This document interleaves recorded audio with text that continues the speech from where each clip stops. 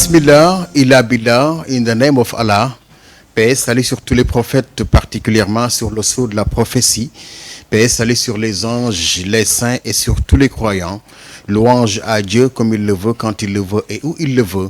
Louange à Dieu jusqu'à sa pleine satisfaction. Bonsoir, bienvenue à toutes et à tous. C'est un plaisir de vous retrouver sur la chaîne Sunugal 24 dans cette toute nouvelle émission intitulée L'heure de vérité.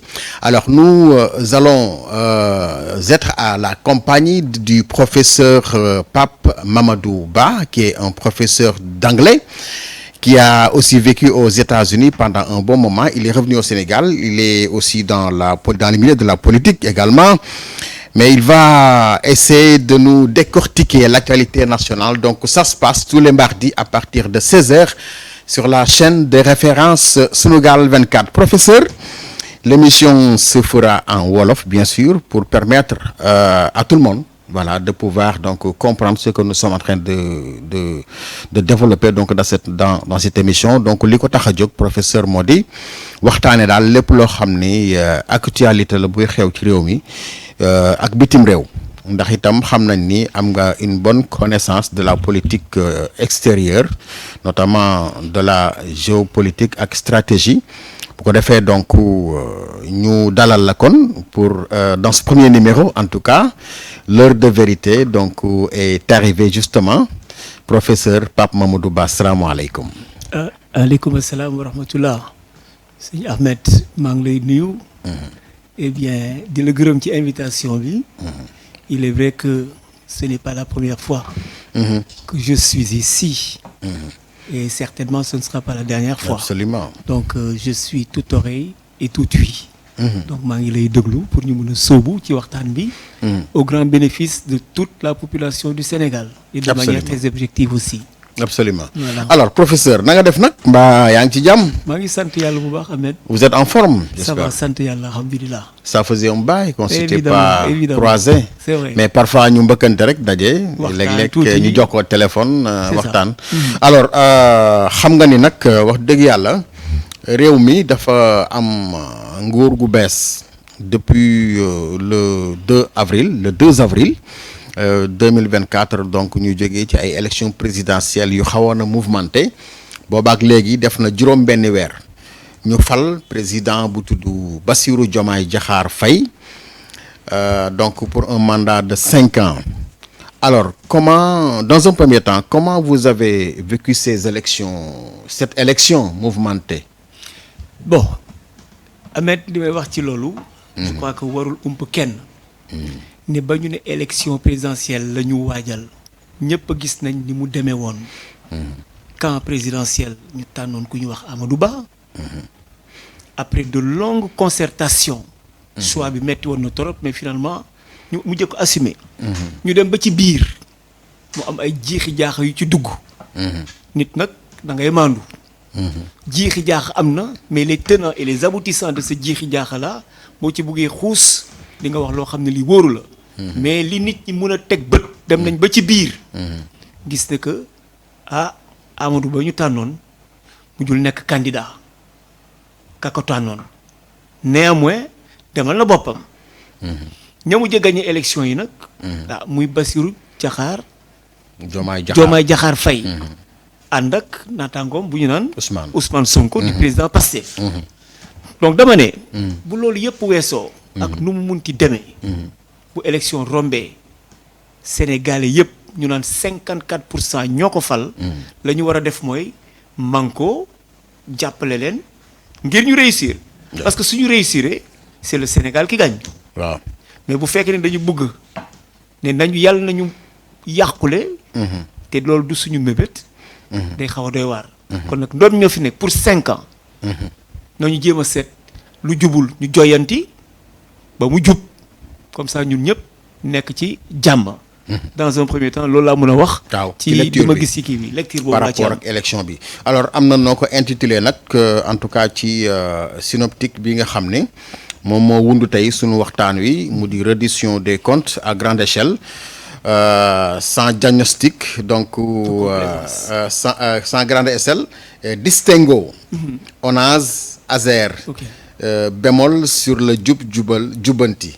Alors donc ñu gis ni ñoom dañu am benn slogan ce n'est pas qu'un slogan parce que benn concept la boo xam ne indi nañ ko mu di jubal jubbanti lu ñuy jubbantee ko jubal nag cela veut dire tout simplement kon am na lu jubul woon ak am na lu ñu war a jubbanti am na aussi ñu jubul. Alors bu fekkee ni que les mots ont leur sens bu fekkee comprendre nañu un peu lu ñu bëgg a wax alors gis nañ ni wax dëgg yàlla bi ñu ñëweek léegi. am na ci mbir yoo xam ne nekk nañ ci maanaam dissoudre nañ fi assemblée nationale premier ministre bi demul def DPG am alors boo doon analyser situation boobu la am na ñoo xam ne nee nañu premier ministre bi dafa ragal a dem assemblée nationale ndax ragal question yi ñu ko fay posé am ñoo xam ni nee nañu dafa amul programme parce que le projet dont il était question pour ñu présenter ko Sénégalais yi existé wul woon ñoom nee nañu woon ci mois de septembre bi lay noppi finalement le 7 octobre incha allah lañ ko fas yéene présenté mais am na benn extrait apparemment bu ñu génnee léegi ci loolu yëpp xew mu di le fait que premier ministre demul assemblée ak président bi wax ni. annoncé ñële nee nañu enfin dañ leen demander à ce que ñu defaraat foofu loi yi pour que premier ministre mën a ñëw mu fixer leen datu le 3 bi le 13 pardon finalement mu def discours à la nation ne dissoudre na assemblée bi ban analyse ngay def ci loolu. foofu man je crois que l'analyse qu'il faut faire par rapport à cette situation mooy que la parole du président de la République en tant qu'institution est sacrée. Dire que le 13 le premier ministre dina ñëw au niveau de l'Assemblée nationale pour faire sa DPG nga wax ko ñëpp gëm nekk dina ne DPG la ko jiitu premier ministre ne le 12 bu soobee yàlla dinañu tal leneen waaw entre deux faits kii wax le 12 dafa anticiper sur la décision du président en fait quoi kii ne le 12 di ngeen tal leneen kële ne le 13 di ngeen ñëw di ngeen ñëw premier ministre dina ñëw waaw. dina ñëw def déclaration de discours de politique générale. mais ñu toog nga def sa discours à la nation wax li ngay wax mais tout le monde est tombé des nues pour dire vrai. parce que moi à mon humble avis je me dis que la parole du président de la République vaut de l'or sa signature vaut de l'or donc quel que soit Alpha il y a un certain déni faut l'appeler ainsi parce que su doon narul woon def le 13 il n'y aurait pas eu besoin de le dire jaru ko on s'en est tenu tout simplement à ce que le premier ministre nee na moom du ñu tal loolu ñu xam ne taluñu ko mu jeex. mais la moo nekkoon intérêt wu annoncé ko tout en sachant que narul dem. c'est ce que je dis. boo xamee ne que moom du ñëw c'était pas nécessaire d'en parler les gens ne se seraient pas focalisés sur le fait que le 13 PM day ñëw bon le PM avait comment dire annoncé certains griefs. Au niveau du règlement intérieur de l'Assemblée nationale. Ce qui a été revisité, relu et révisé. Donc je crois que l'idée c'est mooy mu ñëw mais qu'est-ce qui s'est passé entre-temps pour que le Premier ministre n'aille pas faire sa déclaration de DPG, de politique générale, et qu'ensuite le président de la République vienne dissoudre l'Assemblée nationale. Encore une fois que cela est de ses prérogatives. Ce sont ses prérogatives. Personne ne peut l'en empêcher. Mais la forme qui a été utilisé a quelque peu biaisé la chose. On aurait pu tout simplement ne pas parler du 13 et voilà, dissoudre l'Assemblée nationale. am na noo ko waxee empressement ou ruse. Alors, moi je me dis, comme on est toujours en politique. Qui aurait pu être évité en discutant avec l'Assemblée existante. Voilà, c'est ce que je dis. De manière constructive. Est-ce une ruse politique? Parce qu'en politique aussi, il faut de la ruse. Comme Machiavel ni mu waxee. Comme disait le prince Machiavel. Donc tous les moyens sont bons pour arriver à ses fins. Mais puisqu'on a parlé de rupture, moi je pense qu'il aurait été souhaitable que toutes les parties prenantes soient informées à temps par un dialogue constructif au sein même de l'hémicycle, venir discuter avec ces gens-là pour qu'on puisse accompagner ceux qui viennent d'arriver. Mais il a tenté en tout cas d'expliquer méthode bi mu expliqué ci à travers son discours bi nga xam ne def na ko la veille pour wax ni que li tax ma def ko dama leen bëggoon wan ni ñoom comme dañ doon xëjoog man wax naa leen ñu voteel ma lii defuñu ko donc dama leen bëggoon wan ni maa yore décision finale bi est-ce que loolu c'est une raison suffisante justement pour justifier li mu def. donc moi j'étais sur le même sillage dama ne. oui. ruse dafa am ci politique. Mais était-il nécessaire d'en arriver là? Je crois que le gouvernement qui est en place aurait pu discuter ak ñi nga xam ne ñii nooy nekk en place ñu waxtaan ñu accompagner leen parce qu'ils viennent d'être élus ñu accompagner leen ba 2 ans yi mat on dissout l'Assemblée et puis après on repart sur de nouvelles bases. Mais quand on dissout l'Assemblée comme ça et que ñu ci bari parewuñu parce qu'ils ont été pris au dépourvu, il y a des gens qui auraient voulu faire partie de la course vers l'hémicycle mais bokkuñu parce qu'ils ont été pris au court. dafa gaaw ils ont été pris de court dañ leen a bett alors wax rax ci dolli même waa ATEL ba ñu toogee waxtaan ak le ministre dégg nga li ñu leen wax. may leen ñu pousse ko nit ñi mën a bokk carrément ils ont dit non. ñu bañ. donc bu ñu bañee l'autorité revient à ceux qui gouvernent donc s'il n'y a pas consensus ou compréhension à ce niveau-là c'est nous qui sommes perdants. Qui? Nous de l'opposition c'est nous qui sommes perdants. Mais je dis qu'une chose aurait pu être évité ñu bañ a yegg foofu ñëpp bokk ñu pousse ko ne serait-ce que décaler pour un certain temps ñu décaler ko ñi war a bokk déjà le filtre du parrainage dañ ko teggi ni ñu teggee filtre parrainage mais mënoon nañu pousse tamit pour ñu am benn consensus boo xam ne bii dina tax ñi war a bokk mais bu fekkee ne dama yore doole wane ne maa ko yore bon qu'est-ce qu'on y peut xeex mais avec les moyens légaux. Voilà. Ok alors nga gis nag ni wax dëgg yàlla fi mu ne moom maanaam làmb ji sàjj na sumi ko bëre rek moo fi des def naa déposé nañ liste yi ba pare fi mu ne pour législative yi jeex na. alors léegi kon li des mooy loolu mais laata loolu professeur bugg naa nga jàngatal ma premier ministre Ousmane Sonko dafa génn def benn point de presse boo xam sax à la fin bon amoon na ay questions yu ñu ko doon posé muy tontu.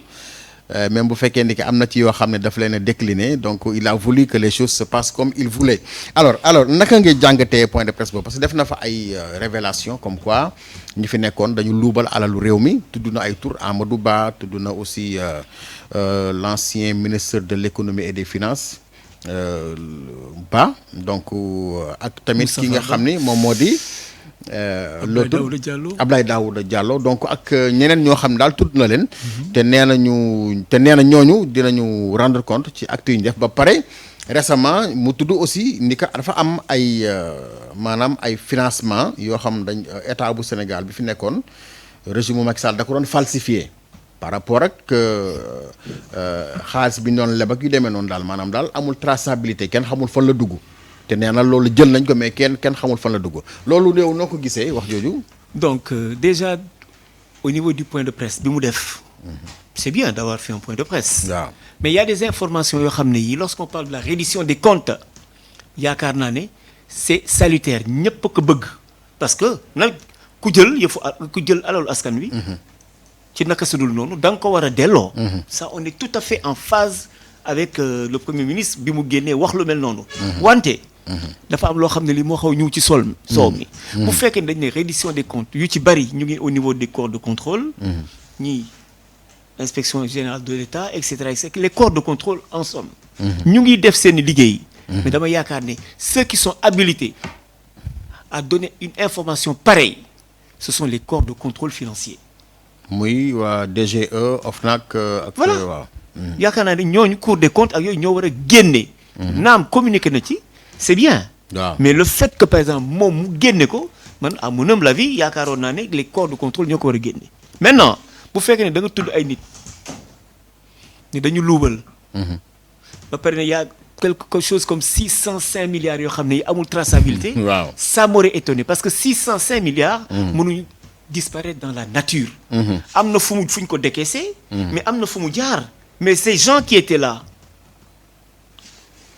au niveau du ministère des Finances pour dee fa la jógee mais le monsieur Diba moom war na mën a ñëw toog expliquer Sénégalais yi parce qu'on dit que c'est il était en voyage paraît-il avec le président il était le directeur de la programmation aujourd'hui c'est le ministre des finances. foog naa ne moom war na mën a ñëw.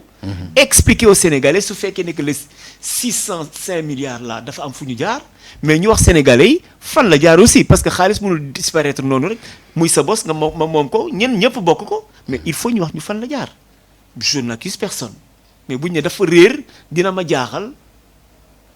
yow gëmoo ko quoi gëmoo li mu wax. dina ma jaaxal parce que j'ai tout simplement de l'argent que l'on décaisse une somme aussi colossale tollu noonu ñu ne kenn xamul fu mu def dafa volatiliser dans la nature. mais kon yow d'après yow premier ministre bi ci lan la sukkandiku ak lan mooy ci lan la sukkandiku. mais certainement il a eu des informations que moi je ne détiens pas. waaw c'est d'accord possible. il peut-être qu'il détient des informations moi je ne les ai pas mais je veux dire même s'il détient des informations par devers lui am na loo xam ne lii ne 605 milliards dafa disparaître kenn gisu ko mais ñoom c'est eux qui tiennent l'appareil étatique war nañu am tous les moyens légaux pour mun a xam fan la xaalis boobu jaar. ñu débusquer ko xam ko jël teg ko sur la table au grand bénéfice de tout bon sénégalais man loolu laa gëm mais ne xaalis bi dem na comme ça kenn xamul fu mu dugg non il faut xaalis boobu feeñ. mais tey gis naa ci presse bi xaw ma démb ñu ne FMI démentir na moom li mu wax ne loolu amul quoi. donc voyez xam nga moo tax ma ne la. su fekkee ne 605 milliards. dafa dem disparaître dans la nature. il y a problème. il faudrait qu'il y ait une traçabilité maintenant le Fonds monétaire international su ñëwee ne que loolu amul. mais comme je dis encore une fois nous sommes dans des sphères de bas niveau par rapport à ceux qui sont en haut qui sont capables de donner les tenants et les aboutissants de ce banditisme financier. Si je puis l'appeler ainsi. Parce que 605 milliards, mais c'est pas 600 francs, c'est pas 600 000 francs, 600 millions. C'est beaucoup d'argent. Sénégalais yi 600 et quelques milliards bu fekkee ne dafa am. mu réer. Sénégalais yi soxla nañu ko. mais dafa am loo xam ne lii aussi dégg nañ ko ci communication premier ministre. waaw bu fekkee dafa ne. le Sénégal est en ruine. ba pare nga génn yenn information yi attention il y va de la crédibilité du Sénégal sur le plan de la dette pour ñu am benn crédit boo xam ne bi ëllëg ak si biir dinañ mën a wóolu pour abalaat ñun. mais est-ce que du moom parfois dafay jëfandikoo ay baat yoo xam ne fi mu leen war a placer la leen dul placer mais peut-être dans sa tête moom li mu bëgg a wax ak ni mu koy waxee xëy na moo dul. c'est fort possible parce que xam nga on n'est pas dans les secrets de Dieu. mun na am loolu nga wax noonu mun na am mu nekk. que li muy wax lu nekk la parce que utiliser le terme état en ruine quand même. non waaw c'est un peu compliqué. quoi qu'on puisse dire le Sénégal n'est pas en ruine c'est un pays très bien structuré. qui est en voie de développement. et qui crève l'œil ce développement crève l'œil ñëpp gis nañu lépp liñ fi def. xëy na nag comme on dit daanu dajul suuf la waroon nekk yëpp nekkul ñëpp xam nañu la waroon nekkul. dans la gouvernance de Macky Sall bu dee infrastructure defar lépp defar na ko. mais professeur est-ce qu'il y avait pas aussi une certaine arrogance de la part de ces gens-là qui étaient au pouvoir. merci beaucoup. waaw est-ce que amuloon quand même benn arrogance nag tamit ñoo xam ne kenn du leen woo téléphone ba jot leen nekk nekk seen ruq rek pour nga gis leen sax c'est tout un problème aussi est-ce que du loolu la leen gars yi meree tamit benn instant aussi. seen propre patron tam est-ce que du loolu la leen meree tamit. tu as touché le fond du problème. Je suis très bien placé pour wax affaire arrogance au sein de l'APR. D'accord. Il y a des gens yoo xam ne yii. n'eût été l'onction présidentielle l'onction de Macky Sall du ñu dara. sama baat ci kaw. waaw. mais tey dañu dem ba yéeg seeni bopp. foog ne ñoo gën ñëpp. koo ci woo mu lay mbalañ fang. di la jaay yu amul or. ba démb di démb nee naa la bu dul woon Macky Sall. kenn du xam lépp wax lépp. Macky Sall nañ nag. jërëjëf Macky Sall. seen arrogance dafa jéggi dayoo. l'arrogance de l'APR à un certain moment dafa jéggi dayoo. même ceux qui avaient mis l'APR en place. sont devenus à la limite des gueux. c'est-à-dire moins que rien. lu waral loolu parce que xam nga Montesquieu dafa ne le pouvoir rend fou. et trop de pouvoir rend absolument fou. dopp waral. loolu moo leen dal. dañ nag. ku fàtte la fal. mais la follee ngi ñëw. léegi day gaaw te loolu moo dal waa APR dañu dem ba fuuy beew sama baat ci kaw. ba pare il paraît soxorante seen biir. dégg nga dañu fuuy beew ba pare def yëfu dof loolu tamit professeur xaw na compliqué. tu ne les comprenais plus à la fin. ba finalement moi je me suis parce que yéen vous avez un intérêt commun c'est-à-dire d'agir ensemble. voilà Mais ku malheureusement. nekk defar sa côté ngeen dajale ko mu nekk benn force. Malheureusement. mais ku ne beru même ci élection locale yi nga xam ne amoon 2022 ku ne def ay liste parallèle nangam te waa ji waxoon na leen nañu dajaloo aussi. Loolu yëpp est-ce que loolu yëpp moo leen jural aussi conséquences yi. ñu loolu kese la c'est pas autre chose. ñu di parce leen que tere ñuy tukki bu ñu demee aéroport ñu leen toog leen nangam ak nangam. xam nga loolu tam. nit da ngay fàttaliku la la fal. waaw démb ba c'est muy important. metti ñun ñëpp a bokkoon joxante ay mbagg. du dëgg. di jàppante xàccandoo di dóorandoo mais dañ dem ba ci biir ñenn ñi am ay strapontins ils sont devenus des intouchables ñi amul ay strapontins sont au bas de l'échelle et on le regardait d'en haut. mais malheureusement léegi jamono ji pour joindre le téléphone yomb na. moi je n'essaie même pas de joindre qui que ce soit parce que j'ai quitté l'APR personnellement te ba jëppal derkel comme j'ai te dit maa ko fa sos. keneen ko wax ne dafa sos APR ci jëppal derkel waxu dëgg man la. d'accord léegi D'accord. jëppal derkale Donc ça, c'est terminé pour moi. professeur nag yow foog nga am benn une position neutre dans cette émission parce que là tu es là pour analyser objectivement ça il faut que ça soit clair. Parfait. am nga appartenance politique mais dans cette émission quand même il faut qu'on équilibre l'analyse depuis tout à l'heure nag vraiment yaa ngi koy def correctement mais damay bañ xam nga politicien nag moom day jékki-jékki rek sol mbubbum politicien bi. voilà yow boroom xam-xam nga donc xam naa ni que loolu yaa ngi ciy bàyyi xel bon. léegi reddition des comptes comme ni nga ko waxee wax nga ni que nañu woon nit ñi mais nañ ko jaarale ci yoon mais jàppaloo ni dafa am ñoo xam ne daal ñoom lañu singal yi.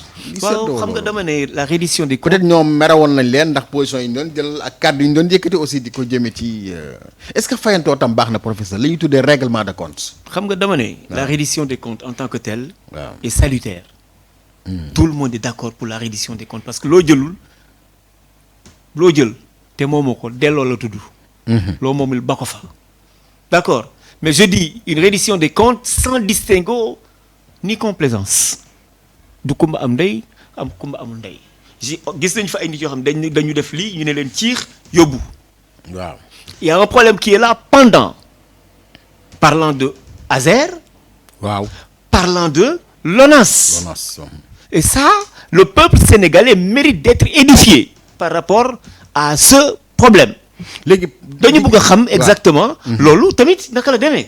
ministre ak DG ñu jotee kii joxe version ñu teggi kële. da nga jàpp ne dañ koy nës-nësal. xaw ma luñ ko ciy dañ def koy nëpp-nëppal. xaw ma luñ ciy nëpp-nëppal mais le Sénégalais a besoin de savoir de connaître la vérité par rapport à ce problème-là aussi bien de l'ONAS que de mais le l'ASER. président a limogé le. Mais très bien, c'est ce que je le dis. DG, ouais. Mais qui est fautif?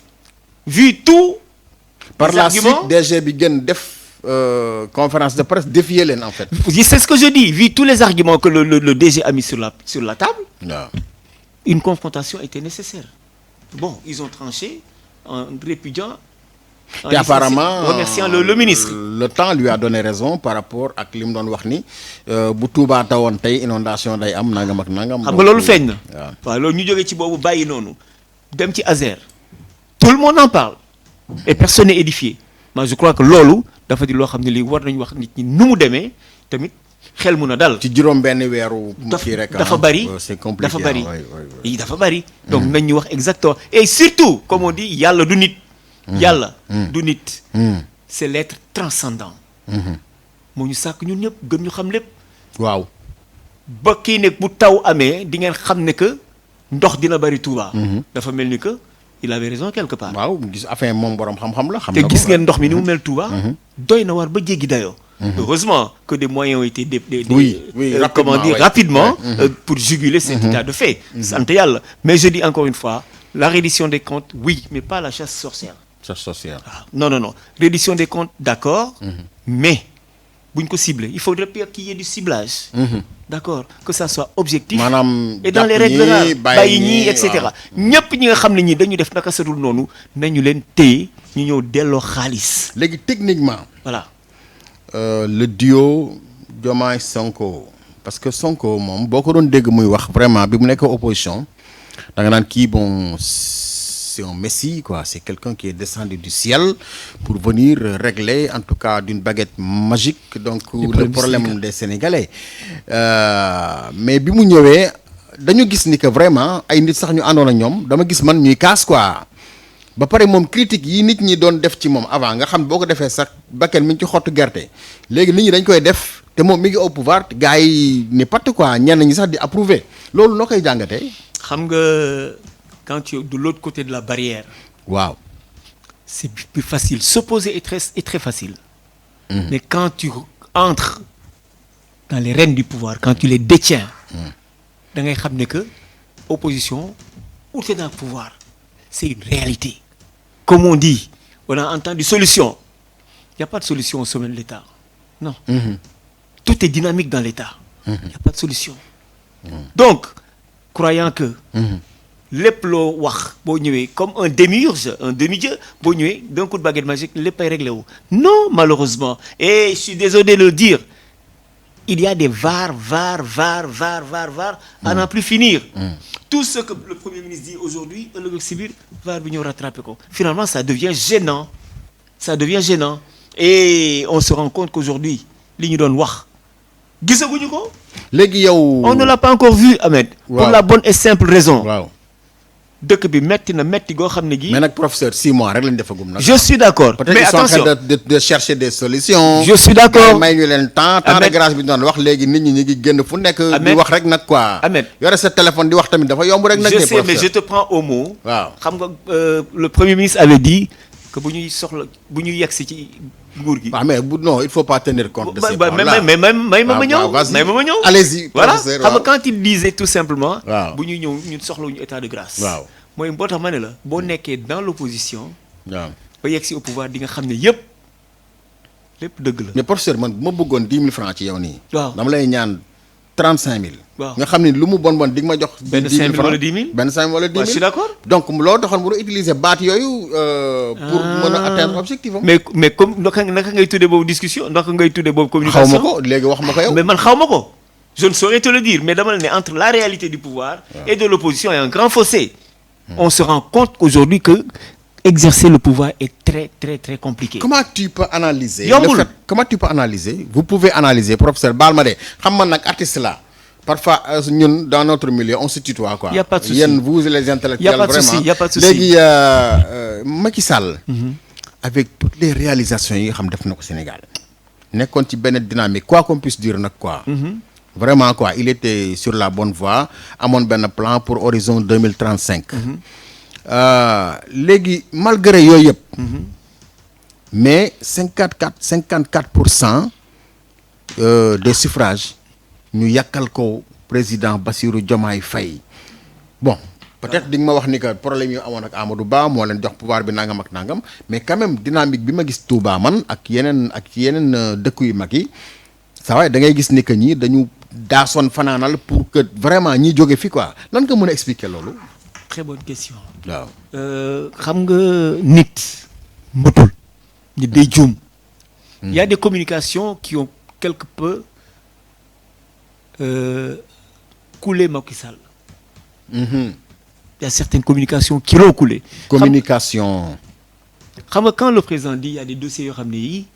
j'ai maa mis ci le teg coude sama dessus. conc, waaw waaw. maa ci teg suma conc. kon njuumte la woon loolu. Mais c'est une erreur. C'est une erreur de communication, c'est pas à dire. Toute vérité n'est pas bonne à dire, encore une fois. maa ci teg sama kii yaa ci teg sa code par exemple les gens peuvent se dire yaa ci teg sa coude dinañ fexe ba teggi ko. teggi boobu xëy na moo indi lii muy benn. ci suma gis-gis. waaw ñaar. 54%. naam am na. mais attention c'était à la présidentielle. nañ def attention ci législative yi. je puis me tromper. oui. mais dama ne 54%. ñun ñëpp dañu manqué woon du moins la plupart des Sénégal dañu manqué woon mais mi nañ fi. na fi jóg na fi nañ fi jóg waaw. mais législative su waree ñëw. yaakaar naa ne xëy na Ahmed xaw ma koo voté loon. mais bu doon da nga voté loon par exemple ñii. da nga naan hey man naa dellu suma kër. xalaataat tuuti. 54% ñu ci bari. dinañ dellu seen kër de. bëgg du bañ de professeur. bëgg du bañ de. waaw bëgg du bañ day mere. waaw d'accord. waaw xam nga soxna si sax mën ngeen xuloo mu mer mais bu meree boo ko woowee téléphone neexal ko rek après day ñëwaat de. mais xaw ma comprendre nga fi may waxee wala déet na. maa xam bu baax fi ngay wax mais dama ne. waaw 54% yooyu. lu am la ah 54% des Sénégalais ont fait confiance au duo Sonko Diomaye. Ils ont fait confiance au duo. mais bu ñu waree yegg ci législative yi attention hein, c'est une autre analyse aussi. Sonko rek la boobaa. Sonko kese mooy dem. il y a une partie de celles et ceux qui avaient voté pour lui Sonko ñoo xam ne xaw nañu réticent tuuti ci jamono ji loolu nga bëgg a même wax. ñoo xam ne ñi dañu newoon ci yeneen parti je dis bien dem voter leen pour que ñii dem seen yoon ñooñu dañu dellu seen kër. toog. non maanaam dañu dellu seen kër ils vont voter pour ceux. dañuy dellu seen kër. pour waaw ceux waaw qui waaw ils devaient voter. je comprends. Attention, c'est une hypothèse à ne pas écarter. ok Parce qu'on est en politique, tout est dans la prospective. oui. oui On ne sait professeur jamais. analysé pour moi quand même. D'accord. lan nga gis lan nga gisaane ci. Mais li ma la wax leer na dama la ne. waaw. ci 54% yi. ñu ci bari. am na ñoo xam dañu jógee feneen. voter leen parce que dañu bëggoon kese ñii dem parce que les gens n'en voulaient plus. parce que bon ce qui est bëggatuñu woon parce que dañu dem ba ci biir yëf yi metti pour les Sénégalais metti lool arrogance bi bari xeebaate bi bari yëg sa bopp bi bari y avait plein de choses il y a une cohorte d'explications yoo xam ne yi boo ko doon lim doo fi jógee mais finalement les gens se sont dit mais lii doy na. léegi opposition bi intercoalition yi bon am na ay coalition qui se forment de par-ci et par-là Amadou Ba nouvelle responsabilité am na nu mu tuddee ki yoom jàmm ak njëriñ ñoom Bougane ay ñoom Pape Djibril Fall ak ñooñu ñoom tam ñu daje alors nan nga gisee am na benn intercoalition sax président Macky Sall ànd ak Idrissa Seck ak ñoom Karim Wade boobu nag moom moo ci gën a yéeme moo gën a bett ñenn ñi puisque mais non am na lu xewoon ci je comprends très bien ta question. oui les intercoalitions. Wow. C'est très bien. C'est bien que de partir de manière disparate. waaw Mais vouloir coûte que coûte accéder à l'Assemblée nationale et faire des coalitions contre nature ne veut pas dire, voilà, vouloir aller à l'Assemblée nationale coûte que coûte ne veut pas dire faire du tout et du n'importe quoi. Il y a des alliances contre nature. Mon ennemi d'hier qui veut devenir mon ami d'aujourd'hui. kan ak kan par exemple. Mais je veux parler de Macky Sall. ak Karim bi war a ànd Karim. alors ñooñu bokk seen kër. Baye Ablaye Wade nga naan ma ay. waaw sa gis-gis la. tu es libre hein sa gis-gis la mais mon point de vue. yow da nga bëgg a wax ni Karim Wade ak Macky Sall kon dañoo réeroo woon loolu nga xalaat yow. mais moom la ñu woon Sénégalais yi. parce que quand il y a un tract de bien mal acquis mais jusqu'à présent Karim Wade mais toog Qatar ne. mënul dellu si fii ko ñëwal. mais mënu fi dellu si lu tax mënul ñëw. déet loolu kay moog Macky Sall ko xam. ñoom ñaar a xam moo tax ma ne la. waaw mais kon kay duñu ay ennemis. en tout cas ñun li ñu mën a gis. mooy Karim Wade ak Macky Sall àndatuñu woon moom la ñu mën a gis on ne peut pas nous prouver autre chose ça c'est un. Deuxièmement mais mon ennemi d'hier jël paaka daas rendi ma mais nga wëlbatiku ñëw naan nañu àndaat ak ñoom mais non mais si Amadou Ba dit que par exemple du ànd ak ñooñu mais il lui est loisible de dire que du ànd ak ñooñu. mais est-ce que Macky n'est pas en train de lui de tracer pour lui une voie. En perspective de l'élection 2029 inchallah. Ça je ne saurais le dire c'est peut-être ton analyse à toi mais damay laaj kay man damay laaj de peut-être tu fais une analyse mais ça je ne saurais me prononcer par rapport à ça mais li wér te wóor mooy Amadou Ba se dit que bu dee Dakar ak Guédiawaye ok mais les autres régions il dit non mais il lui est loisible léegi dafa bàyyi kon moom bokk nee na déggoo ma de même ci coalition bi dafa am ñaar yoo xam ni séddee na ko ci. boo xam ne fii mun na fa dem muy Guédiawaye. ak des na beneen ya Guédiawaye ak je sais plus en tout cas am na ñaar yoo xam ne dans le département. foofu lay dem li ci des mais il va seul. mais est-ce que Amadou Ba tam xawul la naw dooleem tuuti yaakaar ni am na. non du question naw jaay kii parce que gis na ñoom Guédiawaye déjà rakku Macky Sall bi fa nekk nu mu tuddati sax. Aliou mu yaakaar ni vraiment am na doole ba tax muy. mais non. Ahmed noonu attention de. Ahmed il faut. professeur da nga yaakaar ni kon da nga jàpp ni kon. Éventuellement opposition bi mën na am majorité assemblée nationale nga jàpp. mais on ne sait jamais tout est dynamique en politique on ne sait jamais yow mënoo jàpp nit ñëpp ne que nii la ñu war a demee non xëy na il y a l'euphorie de la victoire qui est encore là certes mais il y a aussi que les gens ils font des analyses. Oui. Pour ne que est-ce que lii jar na may demaat fii est-ce que lii jarul may dem fële et cetera les gens font des analyses koo ci munti gis day jéem a seet nu muy jàngate fa mu war a dem. moo dama ne Amadou Ba li mu def je suis tout à fait en phase avec lui je suis tout à fait en phase avec lui parce que tamit olof yaa dafa ne ku ndóobin récemment boo seeni lu ñuul dawal ma j'assume avec entièreté mon appartenance à la nouvelle responsabilité d'Amadou Ba. Ok. C'est pas parce que dafa sant ba ma sant ba non mais c'est parce que j'ai fait une analyse froide de la situation qui me dit écoute va avec Amadou Ba parce qu'il a subi des injustices yoo xam ne yi mosoo ko dégg mu prononcé wu ci déedéet te bu doon ñeneen ñu nga fa nekk topp ci wattitu jaan bi di dóor Il a transcendé cela. Mais ci sorti président Macky Sall bu mujj bi mooy bi ñale nekkee ci permanence bi quand même li mu fa wax mooy te Abdou Mbaye doon ko jottali noonu li mu fa wax mooy moom deful kenn dara nee na. moom moo ko wax. C'est sa parole contre celle de. Je n'ai même pas à commenter Amadou ces Ba. paroles. Je n'ai même pas à commenter cela. Il a appelé moom moo xam. Je ne suis pas dans ses tréfonds. moom moo wax li mu wax. Man, très franchement, je n'essaie même pas de commenter cela. Moi, j'ai tourné le dos avec l'APR. Très franchement, c'est fini. La ma ci daj. mburu daju ko ci taal. suba ci dus. man ak samay morom nag. Donc, franchement, l'histoire de l'APR, c'est terminé pour moi. D'accord. Professeur Pape Mamadou Ba moom la ñu àndal ci question de l'heure donc ci Sunugal 24 alors professeur donc waxtu wi mi ngi waaxu ànd ak ñun. te war nañ waxtaanee ay poñ yeneen ba ci bitim réew sax incha allah dinañ waxtaan ci élection présidentielle bi ñu jëm novembre ci États-Unis incha allah parce que yow nekkoon nga foofu te yaa ngi suivre aussi actualité politique bi foofule mais Sénégal actuellement nii gis nga ni réew mi dafa am ay jafe-jafe yoo xam ne mi ngi fii premier ministre bi mel ni kuy annoncé daal ne réew mi day metti ci kanam tuuti. Économiquement lan nga gisee avenir du Sénégal. Voilà avenir du Sénégal. sur le plan économique. sur le plan économique xaw na doy waar xam nga lu tax. FMI boo nangoo lépp lim la teg réew mi ci suuf la nar a jëm. il faut que nos dirigeants je veux dire le duo Diomaye et le Diomaye et le premier ministre Ousmane Sonko. il faut qu'ils soient ingénieux. il faut ñu am ay xalaat yu ñaw.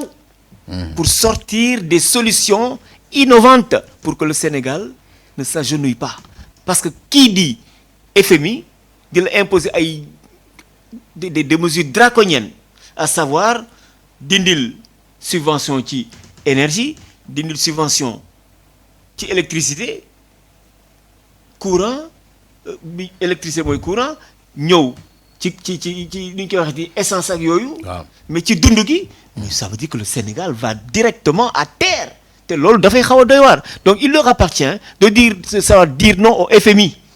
mais est-ce que même tuuti rek dire non au FMI parce que ñun. am nañu ay ni ñu koy waxee on a des hydrocarbures qui vont sortir de terre may leen ñu benn délai de grâce ne serait-ce que d'ici 2 ans. ma mun a supporter sama population parce que su fekkee ne dañu ne oui FMI lu ngeen wax noonu la lu ngeen wax noonu la dafay xaw a doy waar ça va être très compliqué en ce sens qu'il faudra dire au FMI may leen ñu benn période de 2 ans nga xam ne ñun dinañ commencer exploiter suñu ressources on aura des moyens conséquents pour faire face à ce que vous voulez que nous fassions mais pour l'instant ce n'est pas possible il y a des pays qui ont rompu avec le FMI la Tunisie lan la parce que c'est pas possible c'est intenable lépp lu ñu la yenn nga yenn ko mais dafay metti ce n'est pas possible il leur appartient d'être novateurs créatifs pour dire au FMI may leen ñu année ay sabbatique de 2 ans bu ñu jógee ci loolu suñu hydrocarbures génn ñu mun a xam ne que kat li ngeen ñoo doon imposer am nañu loo xam ne lii un montant compensatoire qui fait qu'aujourd'hui mais xam nga yow professeur sa analyse bi dafa. attention dafa yomb trop. yombul non mais parce que FMI ñoom dañu nekk ci benn dynamique am méthode bu ñu liggéeyee. je suis d'accord avec toi ñoom tam ñu am benn suprématie par rapport à certains états. je suis d'accord léegi dañu bëgg loolu kay di yokk seen doole la ñu bëgg a yokk. mais moo tax ma ne la bu fekkee yow boo ñëwee dirante ñoom mbagg rek ñu lâché comme ça du sotti aussi. dirante wu ñu mbagg mais je t'ai donné une alternative. déjà ñoom dem nañ lépp xaalis ba pare ñoom lépp nañ def nañ ay eurobond def nañu nangam ak nangam. loolu les eurobonds et autres c'est derrière. mais dama ne. waaw li ñu bëgg a defloo encore une fois je demeure mordicus que Diomaye et Sonko doivent être ingénieux et créatifs faire face au FMI en leur parlant de manière claire et nette que li ngeen ñu bëgg a defloo bu ñu ko defee suñu population day nërmeelu. mais loolu est-ce que dépassé wuñu période mais dépassé wuñu ko. mais les négociations peuvent être relancées à tout moment. Qu'est-ce qu'il y a? De négociations les portes ne sont jamais fermées qu'ils leur disent que nous avons des hydrocarbures yoo xam ne ëllëg ak si biir dinañu permettre que nous puissions faire face à ceux qui se comment dire qui pourront nous permettre de faire face aux comment dire passez-moi le mot aux perspectives d'avenir en fait quoi. Mais justement et aux mesures justement que vous nous avez imposées mais pour l'instant on ne peut pas le faire et nous ne tenons pas à ce que notre population périclite et je demeure mordicus dans cette façon de penser dañu ma ci mais FMI lan la c'est un organisme international. Le Fonds monétaire international yow lan nga am comme garantie. Tu as du pétrole. Tu as du gaz. et en grande quantité. et sous peu dafay génn qu'est-ce que vous voulez mais nañu waxtaan. waaw mais man bu ma fàttali ko président Macky Sall mi ngi doon wax ni maanaam recettes yi jóge ci pétrole bi. maanaam nee na loolu moom daf ko tegee nale du nekk garantie par rapport ak bor yi ñuy leb ak yu demee noonu c'est-à-dire loolu moom il waxoon na ko quoi xaw ma nag lu mu ci jubloon ci loolu. mais par rapport ak li nga wax nii man dama gis récemment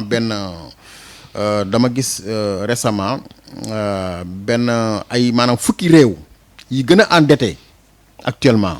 au niveau de FMI. mais Sénégal bokkul ci 10 pays. mais tu me rejoins.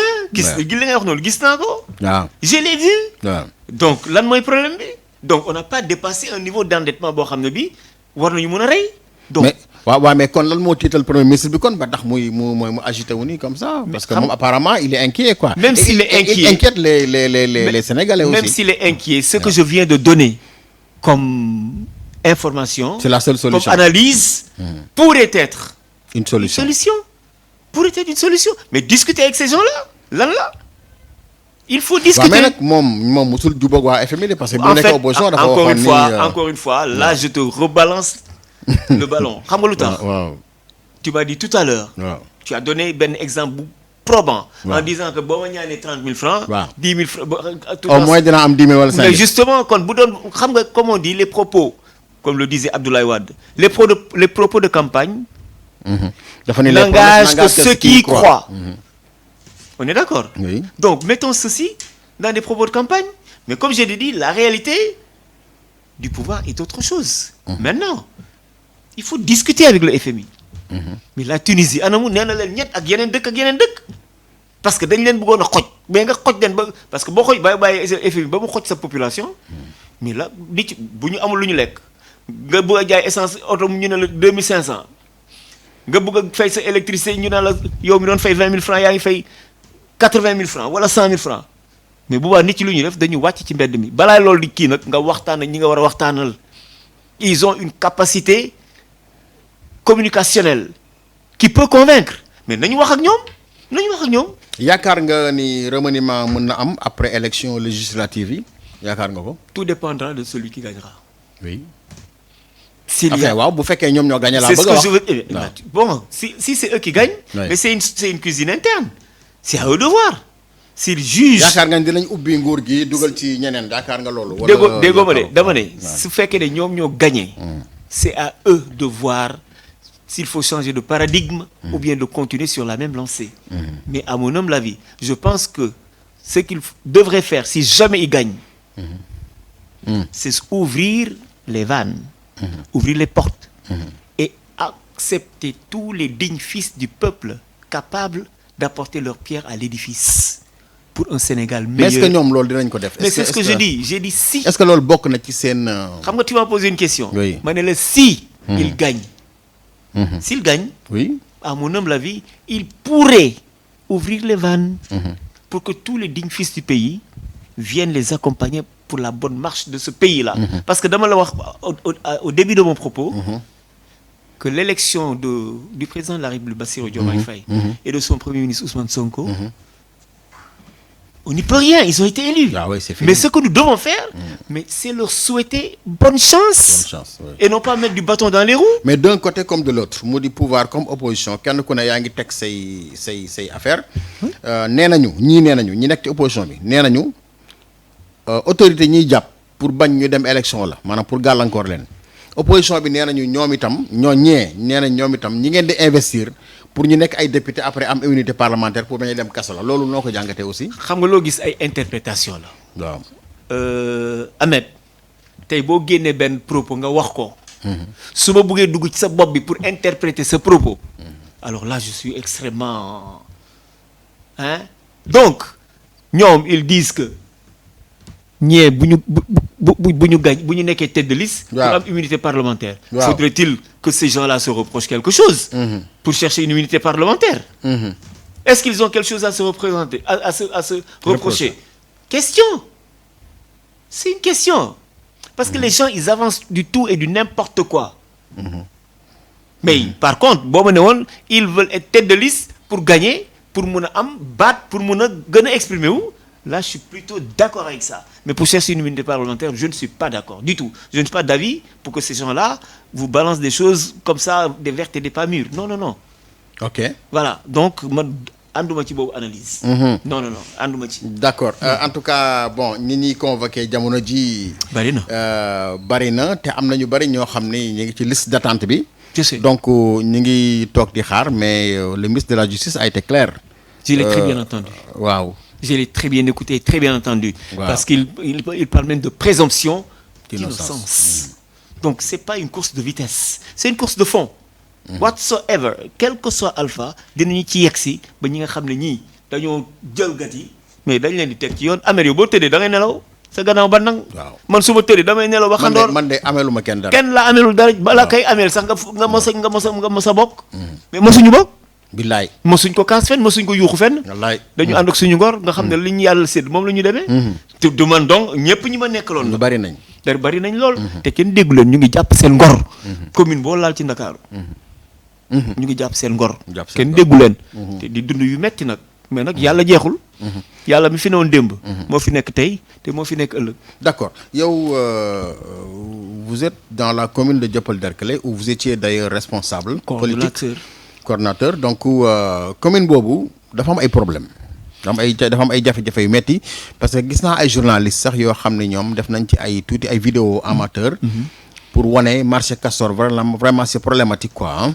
Donc am yeneen responsable yoo xam ne ñu ngi fa aussi di ko kaas le maire Cheikh Gueye moom mi ngi liggéey wala liggéeyul lan mooy problème bi te moom Yewwi Askan Wi la bokk xam nga boo ne ndax maire Cheikh Gueye mu ngi liggéey waaw man en tant que conseiller municipal waaw yàlla tax may wax de Cheikh Gueye def nañu fi benn campagne mu nettoyer marché Castor ba boo foo toll di seen Bourguiba jaaykat yi lal ci déggoo li ma la foo toll di da ngay toll terrain Castor di seen Bourguiba ah bon avenue Bourguiba mu set wecc mais ci suuf xam nga lu marchand yi doon wax espérons que dina yàgg de bu soobee yàlla na yàgg de mais malheureusement c'est devenu pire c'est devenu pire marché Castor man sama kër papa mu ngi foofu ci koñu banque bi waaw mais impossible impraticable dañu lal ba boo buggee dugg ci biir kër dañ naan may ma jàll est-ce que loolu yoon la non c'est le problème de Castor de la commune de Dieuppeul-Derklé marché Castor mooy problème bi marché Castor c'est le marché de Castor quelle est la solution hey il faudrait que état dugal ci loxoom xam nga dañ ne c'est pas une compétence transférée certainement parce que mairie bi moo ko war a gérer mais ça dépasse la mairie mais la mairie de Dakar peut-être la mairie de Dakar mën na ci dugal loxoom Barthélémy Diaz waaw peut-être Bart mën na ci dugal loxoom Cheikh Gueye mën na ci dugal loxoom waaw xëy na bu ci dugalee ko loxoom jàppale defaraatal ko parce que déjà Bart pour dire vrai mu ngi defaraat école waaw école yi école la Ousmane Socé Diop toj na ko mu ngi koy defaraat beneen bi côté Ali mairie bi Ababacar Sy bi aussi même mairie bi mu ngi koy defar côté mairie bi école bi ne foofu mu ngi fay defar mu ngi defar yu bari un peu partout dans Dakar Bart mu ngi liggéey ok macha allah moom noo gisee avenir politique am moom Bart parce que am na Bart am na ay ñoom Anta Babacar Ngom am na ay ñoom Déthié Fall jeunes yooyu nga xam ne ñoo fi nekk Pape Djibril Fall Bougane Gueye Dany ñooñu noo leen gisee ñoom parce que mel na ni Khalifa le fait que ñu def Bart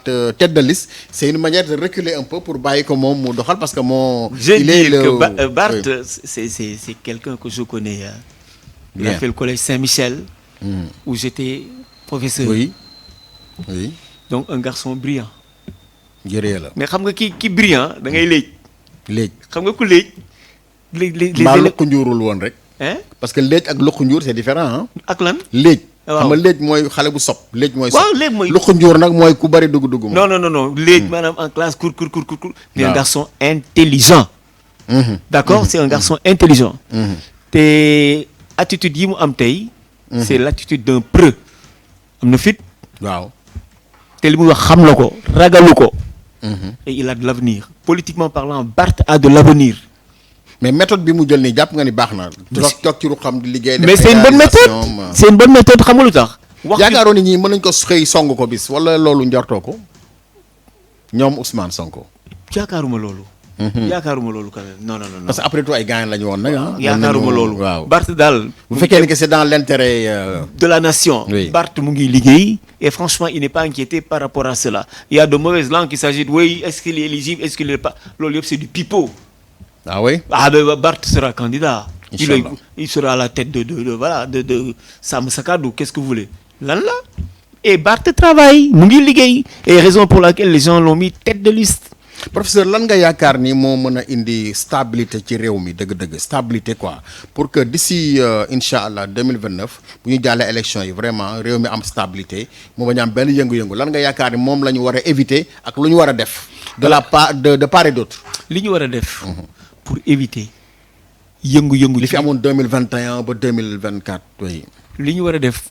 pour que yëngu-yëngu bañ a amati ci dëkk bi. comme on dit njiit day jéggale di jéllale. il faut faire le dos rond. yenn saa yi et ne pas être vindicatif. c'est très important. boo ko defee rek les choses se portent mieux. mais de ku la wokk nga xuri. ah dina xaw a compliqué parce que dañ ne kii yéeg ci koko ku la sànni xeer nga wàccaat fayu balaa nga yéeg ci kaw dina metti de. donc de part et d'autre. je crois il faudrait que chacun y mette du sien. que ce soit de la part de l'opposition comme ceux du pouvoir ku ci nekk il faut savoir lâcher du lest et agir pour l'intérêt supérieur de la nation et ça c'est fondamental mais bu fekkee ne rek da nga naan moom sama bopp nii lay doxale kii ne nii lay doxale jamais ñu delloo il faudrait qu'il y ait des points de convergence utiles au peuple sénégalais pour que nous puissions aller de l'avant et ça c'est impératif. nan nga gisee Bougane Gueye Dany en tant que tel parce que gis nañu saa yu Ousmane génnee rek moom tam le lendemain wala quelques heures après mu génn dafa mel ni daal ku ko xaw a teg choc et puis apparemment il fait exprès quoi. il est en train de le provoquer ou. Bougane est dans son rôle d'opposant. Oui. Il est dans son rôle d'opposant. Il faut le lui concéder. Tout simplement. Il est dans son rôle d'opposant. Il est dans son rôle d'opposant. Mais je ne peux pas le critiquer par rapport à cela. Il est dans son rôle d'opposant. Ok. C'est tout. moom politiquement nan nga gisee avenir am moom Bougane. Il est dans le landerneau. Oui. Comme on dit, wait and see. Ok. Le juge parfait va bientôt arriver. Ce sont les législatives. Inch'Allah. ba xam ban résultat la ci am. Exactement. Mais D'accord. comme disent les Américains, it's too early to call. Yeah. C'est trop tôt pour se prononcer. Donc, Trop tôt pour se prononcer. Voilà. Professeur defe naa ni que on a fait le tour de l'actualité nationale hein. Si j'oublie quelque chose vous me faites une relance. Peut-être, donc par rapport à on a oublié quelque chose. non, je ne pense pas. Par rapport à l'actualité nationale. Je crois qu'on a fait un round-up de l'actualité nationale. De l'actualité nationale de ce qui fait l'actualité nationale en tout cas. Mais Ousmane Sonko li ko nit ñi tudd par bis bari na pourquoi nit ñi mënuñu toog wax te tudduñu ko moom pourquoi loolu. Ce n'est pas possible. Olof Ndiaye dafa ne. ku boot xaj ku boot golo. bukki xaj baw la. Mais justement boo bootoon golo it xaj baw la. C'est la même chose. mais moom tam noonu la doon tuddee Macky Sall de du matin au soir Macky Sall. Mais voilà parce que Macky était aux affaires. Aujourd'hui que Macky n'est plus aux affaires c'est lui qui est aux affaires mais il faut ñu tudd ko. Il faut ñu tudd ko. mais pourquoi nan nga jàngatee moom Ousmane. La personnalité de Ousmane Sonko c'est-à-dire ça maanaam comporte est-ce que jàpp nga ni que sociologiquement il maîtrise le pays. parce que damay gis parfois day mel ni tout le temps day mer li muy kontaan bariwul même buy reetaan il s'efforce de sourire qu'est-ce qui se passe il a quel problème en fait. Bon écoutez comme je dis moi j'ai pas le don d'ubiquité. Ouais. Pour être partout et à la fois non. Ousmane Sonko. Mais professeur vous êtes là pour analyser J'analyse en profondeur professeur. Mais j'arrive c'est ce que je vous dis. Ouais. Je n'ai pas le don d'ubiquité pour lire les pensées de Ousmane Sonko. Non mais ce que je peux dire il est souvent tendu. Et très souvent d'ailleurs. Il est souvent tendu. Pourquoi est-il tendu? Est-ce la charge étatique qui lui pose sur les qui lui pose sur les épaules, qui pèse sur ses épaules? Question. Est-ce que c'est de l'amertume qu'il est en train de ruminer par rapport à la période où il était dans l'opposition te mu nekk pouvoir pour dire ñi ma doon def lu mel nii dinaa fayu? C'est des assertions. Mais loolu est-ce que baax na ci moom. dégg nga ce sont des assertions sax ci santeem ce sont des assertions. Je me pose des questions. Est-ce que loolu la? Est-ce que du loolu? Mais je vois qu'il est souvent tendu. Mais aussi la charge étatique du lu woyof lu diis la am na ku ma dégg mu ne. lu diis la mu ne Diomaye mi Ousmane ngi commencé bee jaaw. déggoo ma am de na ku ma dégg def naa fii la ko waxee sax mu ne Diomaye mi ngi commencé bee jaaw. xam nga Diomaye mu ngi commencé ba jaaw mais Ousmane li mu yenu dafa diis. Ousmane lan la yenu moom premier ministre rek la. ah. Et Macky Sall disait que le premier ministre n'a pas de pouvoir. Merci beaucoup. Le Premier ministre n'a pas de pouvoir. Mais récemment baal ma des professeurs récemment Diomaye def na benn interview Dégg naa ko. internationale Dégg gis nga naa ko. ko. Le gars lui a posé la question. Il a répondu que Ousmane Sonko est dans son n'empiétez rôle. pas, il est dans ce rôle qui n'empiétait pas sur ses prérogatives ouais, présidentielles. wow. Ça, je l'ai vu. Mais je veux dire que, xam nga boo xoolee le contexte de l'élection présidentielle passée, waaw. ça a surpris plus d'un. Ça a surpris plus d'un. ñëpp yaakaaroon nañ ne que xëy na Sonko mooy nekk président. waaw waaw vraiment quoi waaw. nañ waxante dëgg bien on sûr, analyse froidement la chose. Oui. Moi je ne suis pas du Pastef. Mais on analyse froidement la situation. On pensait que Sonko mooy nekk président. Et la surprise est venue de Bassirou Diomaye Faye. Et leur slogan bi ñu génne c'était quoi Diomaye mooy Sonko, Sonko mooy Diomaye. li gars yi nee nañ Et ça nag, fait oui. boum, waaw ça fait tilt. Oui. Et c'est ce qui a fait que les Sénégalais, waaw. dans leur grande majorité, tête baissée, ils ont te foncé. wax jooju El Malick Ndiaye moo toog TFM wax ko rek ah Sonko Pam Ngagne Ndiaye lui pose une question mu ne ko Sonko mooy Diomaye Diomaye mooy Sonko. Très bien. À partir de là bon voilà est parti le. Donc le quelque slogan, part, ouais. quelque part, Diomaye quand il dit qu'il n'est plus, comment dire, secrétaire général de leur parti, Wow. c'est Sonko qui en est le président. Mais le président du PASTEF, c'est Sonko. Il fait tout pour gérer son parti et le garder en bonne position, en bonne forme. On est Bien d'accord. sûr. Ah oui, c'est Et c'est de clair. bonne guerre parce que fii képp koo xam ne kii nga tamit yaa ngi téye sa parti. Donc il veut tenir son parti. Ça c'est un fait. Mais deuxièmement, même si on a l'air d'un bicéphalisme au sommet de l'État, ñaari nit yoo xam qui ne dit ñooy- pas son nom, waaw. mais Sonko, de par cela, mais est très chargé. Il est très chargé. La preuve, pratiquement toutes les communications qui font tilt, mais c'est lui qui les fait. Et en retour, il faudrait que nit ci tudd ko. le porte-parole du gouvernement moom man mosuma ko dégg sax mu def Mais benn. xam nga yow sax tudd nga porte-parole. waaw. Mais moi je dis toutes les communications de grande envergure sortent. Il existe un porte-parole du gouvernement n'est-ce Mais pas? naturellement. Ouais. Mais comme je dis, tout ce qui doit être dit de très pesant, c'est Sonko. Mais est-ce que jàpp nañu ne est-ce que du waaye du méthode am aussi jàpp ni moom communication mooy gën a jàll moom la ci gën a. Mais c'est ce que je suis en train de te dire. C'est le président du parti, Pastef. Mais xëy na moom bu waxee dañ koy gën a déglu. Mais moo tax sax nga ne ma Sonko dañ koy tudd di ko mais dinañu ko tudd. Parce que c'est lui qui sort et qui parle.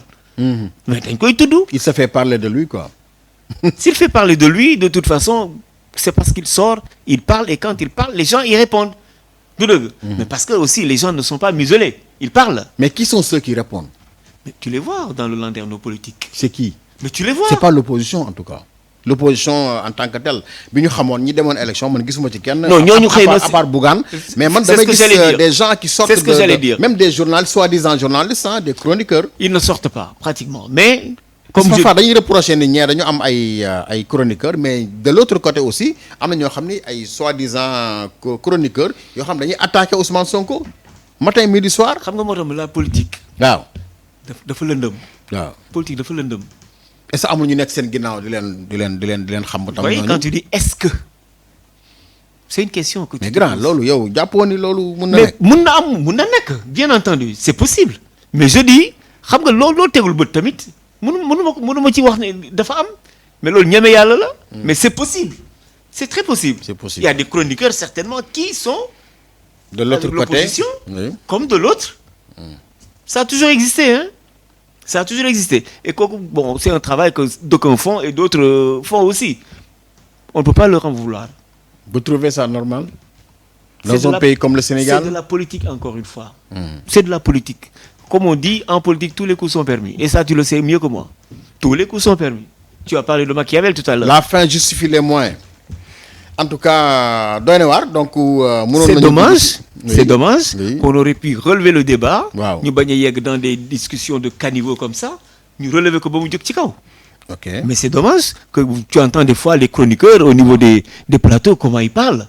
Hein, quand c'est un débat, ben c'est vraiment c'est des débats de bord de fontaine c'est des juste fois. parfois pour répondre à quelqu'un de loi et réplique parce que man je vois le cas de Ahmed Aïdara quand même moi son cas m'inquiète quand Ahmed Aïdara il est le maire de la ville de Guédiawaye. Vous vous rendez compte? C'est-à-dire moom il joue à peu près il doit jouer à peu près le même rôle que Barthélémy Dias sinon plus parce que Guédiawaye est une grande ville. C'est immense. Mais le fait que muy dem tout le temps à la si chaîne am boobu noonu. Ça n'a pas de sens. Tous les matins. Ça n'a pas di de def ay sens. chroniques di def ay revues de presse. On dirait que te loolu te la nekk travail en plein temps loolu ça C'est pose pas problème. possible, et c'est ni possible ni normal. Barthélémy est dans son rôle de maire de la ville de Dakar. te mu ngi koy assumer pleinement encore une fois. Barthélémy on n'a rien à dire Samba ci kaw il assume son rôle de maire de Dakar mu ngi jàppale nit yi mu ngi liggéey mu ngi tabax mu ngi def lu nekk et c'est ça qu'on attend d'un maire. Mais être là au niveau des médias blagues tontu ay nit di daggasante ça loolu n'a man pas de ça pose sens. problème ah. xam nga moo tax ma ne tout à l'heure il faudrait que le débat soit Yëkkati ko tuuti. élevé. Waaw. Mais c'est des débats de borne fontaine. Moi je dis un maire d'une grande ville, Quand même. tu as Oui. d'autres charges Oui. étatiques. Il y a des Il y a des charges yoo xam Des ne charges quoi, étatiques des- qui s'imposent à toi et qui font que tu n'as pas le temps d'être là ay priorités à ñu ngi tuer- fi en fait quoi yoo xam ne. à tuer vraiment. à toi. Ouais. Non, ce qu'il faut faire, c'est t'investir pour la mission qui t'est assignée. Faire comme je dis, je le nomme Barthélémy, faire comme Barthélémy Diaz et non pas oui non dañ la fal liggéeyalal waa Guédiawaye liggéeyal waa Guédiawaye. Une dernière chose pour l'actualité nationale, bon, parce que ça s'est passé à l'international, mais ça concerne quand même un député Guy de la Marius Sagna. CEDEAO, Guy Marius Sagna, donc Boudem Lomé, sur invitation d'un collègue. boo De xam ne- l'opposition. Ou bien- Oui, de l'opposition, bien sûr, une dame. ñu attaqué ko ba gaañ ko loolu tam jaaduwul de professeur nag. Je suis d'accord jaaduwul. Waaw. Je suis d'accord Guy était dans son rôle. Ouais. Hein? Il a été invité. Il est parti répondre à une invitation. Oui. Mais son discours, quand il dit que je suis togolais, chantons l'hymne du Togo, je sais pas quoi là. Mais tu sais, les réalités diffèrent. dafa d'un aay pays- li mu wax. Aayul, mais dama ne, les réalités diffèrent d'un pays à un autre. Oui, dëgg la waaw. Le Sénégal, c'est pas le Togo. Non. D'accord? Tu fais cela, xamuloo dëkk bi. Xamoo nu mu tëddee. Mais des gens, la preuve, quand les gens ont surgi, tout le monde était surpris. Quand même. Ils ont commis leur forfait fa dem seen yoon. Mais est-ce que lu ñu préparé woon loolu. lu ñu Kenn waajaloon xaw ma ndax gis nga ko quelqu'un est sorti du gouvernement génn na def benn poste xaw mu ma ne ndax lan gis nga ko. mu ni quel gouvernement. Mais un Togolais est sorti. Oui, gisoo ko il dit quoi. dafa ne. Le Sénégal. il a attaqué mooy kii wax naan dafa attaqué suñu président fële. Très bien Nigéria ba ouais. ensuite attaqué gi tax na ba kooku attaqué Ousmane Sonko. wax na ko wax yoo xam ne tegginewul parce que Tegginewul. Ousmane quoi qu'il en soit c'est notre premier ministre hein. mais ko génn na teg ay wax ci ah dara. waaw si waaw dégg génn naa teg ko ay wax ci dara. waaw. te loolu warul woon parce que nous le Sénégalais. donc da nga ba wax ne Guy Marius Sagna moo créé situation boobu. Mais quoi. c'est cette situation qui a créé le fait que le monsieur ait parlé de notre premier ministre Ousmane Sonko moom moo ko def. loolu bu amul woon waa ji du tudd Sonko. et pourtant Guy Marius Sonko Sagna bi mu demul taxawee wax ci Fort Gnassingbé présidente bi daf ko recadrer il a accepté recadrage bi après mu continuer. mais apparemment Guy Marius Sagna nag dafay def provocation. Ah mais c'est ce que j'allais Non, dire. non, parce xam nga que- fa laa doon jëm. waaw xam nga parce que boo dafa ñëwee ne- bëgg parce que limite parce que dafa bëgg dindi dafa bëgg a dindi Fort Gnassingbé comme quoi dafay mel ni buur. di Merci doonante beaucoup. na te loolu la dëkku fa bëgg a jàmbur dindi. la.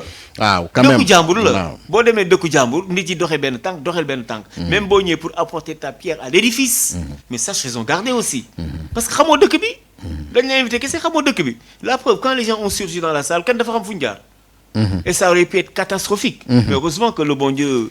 wis ci ndox mu wis na sedd ci ndox mu aussi. sedd way Voilà. yàlla dimbali na ko ba gaañuwul noonu. Muy noonu. alors le professeur Pape Mamadou Ba donc sur le plateau de Sunugal 24 il ne nous reste plus beaucoup de temps léegi nag professeur ñu jàll ba bitim réew mu di États-Unis États-Unis nag li tax ñu ciy wax dafa vraiment am importance ci àddina bi.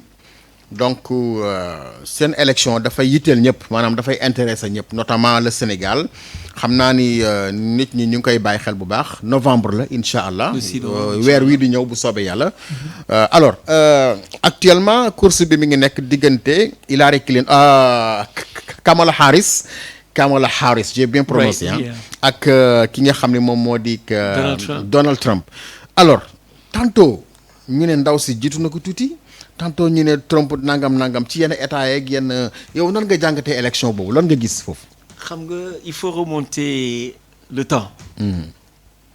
dañ doon wax ne que nit ku ñuul. du mos a jiite Amérique. waaw. et notamment le cas de Joe Biden bi muy def course à la Maison Blanche. Obama ne ko dama waroon nekk sa directeur de cabinet lam ko tontu jekkul de. déedéet tu ferais mieux de retourner dans ton Afrique. loolu la ko wax. kooku wëlbatiku tey. moo mujj nekk. jiite ko ci nit ku ñuul jiitewaat ko. 2 mandats ñu plaide ñu nit ku ñuul kuk. loolu moom vraiment. mun a wax intelligent ba bëgg a dee. waaw. kon xam nga ne ce mythe là. a été cassé. waaw boobu moom jeex na moom c'est fini. jeex na ñu ne jigéen du nekk président États-Unis ñu ñëw Trump. ak Hillary Clinton. war a daje. Hillary gagné ko nag dans le vote populaire. Hillary moo gagné dans le vote populaire. ok waaw. Les gens se sont dit mais mu gagné vote populaire il a perdu mais comment ça se fait. C'est parce que la réalité de la politique américaine. est tout autre. Tu peux gagner tous les États. Du moins tu peux gagner tout. ni ko waxee di. tu peux obtenir la majorité. des suffrages. oui. mais si tu perds les grands électeurs doo gagner. Qui sont ces grands électeurs? On a 7 swing states comme on les appelle. Les swing states ce sont les États qui décident du vote américain. Est-ce que ñoom ñooy def seen appréciation. That's right. Quand tu gagnes les swing states tu gagnes le vote américain. te ñoom bala ñoo voter dañuy xaar ba ñëpp voter ba pare. D'accord. Donc actuellement ils sont pratiquement au coude à coude dans les swing states. oui. Ils sont ñoom ñaar ah. tantôt kii raw fii. kii ëppale fële. donc c'est. donc il reste à peu près quelques jours. pour la course finale. waaw. donc li ñu doon wax naan est-ce que jigéen dina jiite Amérique. yaakaar nga ne c'est une possibilité. Il y a de fortes chances. que mu Kamala Harris jàll. mais comme je dis encore une fois les swing states tels que l'Arizona. la Floride, le Michigan. North Carolina. Pennsylvanie. et le Wisconsin. et la Géorgie. donc ce sont les États. Géorgie waaw. ce sont les États clés. Ce sont ce qu'on appelle les swing states. Donc ces États-là, quand tu les gagnes, tu gagnes l'élection présidentielle. Mais, comme on l'entend, Hillary est soutenue par, entre autres, de l'autre côté de l'Atlantique. Kamala. Autant pour moi, Kamala, de l'autre côté de l'Atlantique, par, comment dire, Poutine. Oui. Et de l'autre côté, au niveau de Chine. Mais si. Parce qu'ils se disent que bon, eux, ils ont moins de problèmes. moo leen arrangé quoi. Ils ont moins de problèmes. moo leen arrangé ñoom. waaw Ils ont moins de problèmes. D'accord. De l'autre côté. Voilà. De l'autre côté de la Chine, c'est pareil. ñoom tam. Exactement. ñu ngi ci Kamala ñoom tam. Exactement parce que ñooñu. ils jugent que peut-être kii. moo gën a tempéré. ok. Par contre, les Américains conservateurs pour ñoom. Trump moo gën. Trump moo gën parce que ak Trump seen poche dina fees. ah bon. c'est ce qu'ils disent. moom nationaliste la quoi moom Trump. That's right. alors que Kamala. très franchement elle a des chances de remporter ces élections-là. oui. seetal quand Trump disait que oui le plus vieux président des États-Unis c'est Joe Biden. c'est le plus vieux président c'est le plus vieux président. waaw alors mu nekkoon benn thème de campagne quoi. kooku dégagé actuellement qui est le plus vieux président. c'est lui. très bien. il a 78 ans. exactement mais pourtant après leur duel mais Kamala lui a. parce que maa ngi Kamala ci seen jàkkaarloo mu ne ko si tu fais partie du passé. de l'histoire politique américaine. mais justement moo tax ma ne la elle est jeune dynamique. et très teigneuse. waaw jàmbaar oui. et puis elle est souriante. Elle est très souriante. Il l'a même attaqué sur son sourire. Mais attends, la joie de vivre. Quand on est à l'aise dans la communication. Point de besoin d'être renfrogné. Riez. Il faut rire. ok il faut rire partager le rire. mais le fait que mu nekk nit ku ñuul loolu moom vraiment nekkul. handicap ci moom xam nga Amérique ni ñu déterminer nit ku ñuul mooy li ma la wax léegi le problème là il est dépassé. Obama a été président. deux fois nekkaat président. vraiment. baayam juddoo Afrique gii. Kenya gii. kay. yaayam indienne la. d'accord. papaam di jamaïcain. d'accord. te elle est très à l'aise quand elle parle. Quand Kamala dit que sa maman lui a balancé une phrase en lui disant Do you think that you fell out of a coconut tree? maanaam yow da nga yaakaar da nga ni put da nga jógee ci garab kooku rek ne put ci ne suuf. futti ci suuf. am nga yaay am nga foo jaar. am nga foo jaar am nga foo jaar way. donc tu vois te Ouais. loolu bu koy wax. c'est avec aisance day reetaan. oui day reetaan wala nekk àddina. waaw amul solo loo gëm. waaw. di nga ci mel na yegsi. ni ñeme na li muy def. Daf quoi. ko ñeme, waaw, te xam na ko. ragalul, daf ko xam. waaw. Et puis elle est confiante. Mais elle a été elle dégage vice-présidente. une certaine. Oui. Confiance. Elle Oui, a été confiance, vice-présidente. oui. te kenn mos ko dégg. oui mais quand Joe Biden est parti. Waaw. tu as vu en un laps de temps. waaw rek mu adapté wu. ba oui pare affaire yi kawe. Elle a mis la barre très haut. Oui. donc ça c'est fondamental. C'est et c'est fondamental. un gage de réussite. donc c'est fort possible que qu'elle mu- devienne la première femme président. noire américaine. Parce que à gagner les élections. dans la série 24 heures chrono pour un peu joindre Yeah. l'utile à l'agréable. Ouais. gis nga ni que defoon nañu. xëy na loolu fi mu paree. bon parce que te ñoom boo seetloo defoon nañu président noir ça s'est réalisé. Par la suite ñu def présidente Hillary Clinton a failli être présidente. C'est le- mais ñu passé à côté cette fois-ci peut-être ce sera la bonne. c'est les swing states ont fait perdre Hillary Clinton. ci swing states si la perte. de cet état là foofu la perte.